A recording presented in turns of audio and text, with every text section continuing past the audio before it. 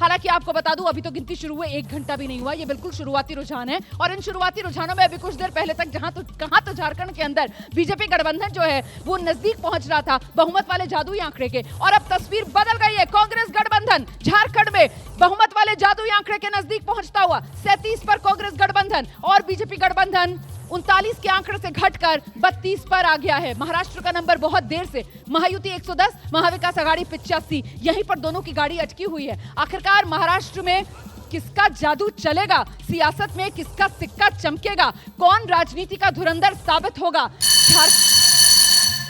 कोपरी विधानसभा क्षेत्र से एकनाथ शिंदे 4838 वोटों से आगे चल रहे हैं। कोपरी पाचपाखड़ी सीट और यहां से एकनाथ शिंदे ने लगातार अपनी बढ़त बनाई हुई है। थाने वाला इलाका न सिर्फ अपनी सीट बल्कि इस पूरे रीजन के अंदर जो अन्य सीटें हैं वहां पर भी शिवसेना शिंदे गुट जो है वो अपनी पकड़ दिखा रहा है, महायुति को फायदा दिलवा रहा है और इसी के साथ महाराष्ट्र की राजनीति में एकनाथ शिंदे का जो सिक्का है वो चलता हुआ नजर आ रहा है। यही बात मैं बहुत देर से कहना चाहती थी। शिंदे को जो लोग कह रहे थे कि पीछे डाउन चले जाएंगे, लेकिन जिस तरह से सस्टेन किया है और जिस तरह से आगे बढ़ने का एक सिलसिला जारी रखा है, और दूसरी चीज ये कि महायुति को अच्छा खासा लीड मिलता हुआ दिख रहा है, तो मुझे काफी उम्मीद लग रही है कि महायुति अच्छा, बिल्कुल महायुति को लीड मिलती हुई नजर आ रही है। महायुति मतलब बीजेपी गठबंधन महाराष्ट्र के अंदर 110 पर पहुंच गया है। इसमें मुख्यमंत्री एकनाथ शिंदे नागपुर साउथ वेस्ट से देवेंद्र फडणवीस 2500 से ज्यादा वोटों से आगे चल रहे हैं। जी, मुख्यमंत्री एकनाथ शिंदे कोपरी पाचपाखड़ी सीट से आगे चल रहे हैं। देवेंद्र फडणवीस उप मुख्यमंत्री नागपुर साउथ वेस्ट सीट से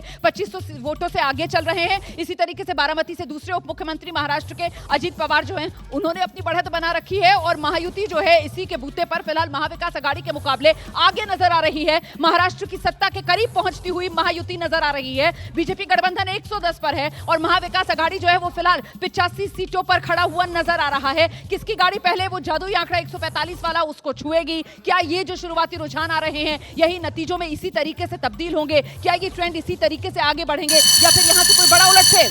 बारामती से अजित पवार एक बार फिर 4100 से ज्यादा वोटों से आगे चल रहे हैं। बारामती से अजित पवार आगे चल रहे हैं 2500 वोटों के साथ। देवेंद्र फडणवीस ने बढ़त बना रखी है। एकनाथ शिंदे जो है कोपरी पाचपाखड़ी सीट से उन्होंने अपनी सीट पर बढ़त बना रखी है और कुल मिलाकर ये महायुति के अपने अपने धड़ों के वो बड़े नेता जिन पर न सिर्फ अपनी अपनी पार्टी बल्कि पूरी की पूरी महायुति की नैया पार लगाने की बड़ी जिम्मेदारी, बड़ा दारोमदार और उसको बखूबी निभाते हुए फिलहाल ये नेता नजर आ रहे हैं।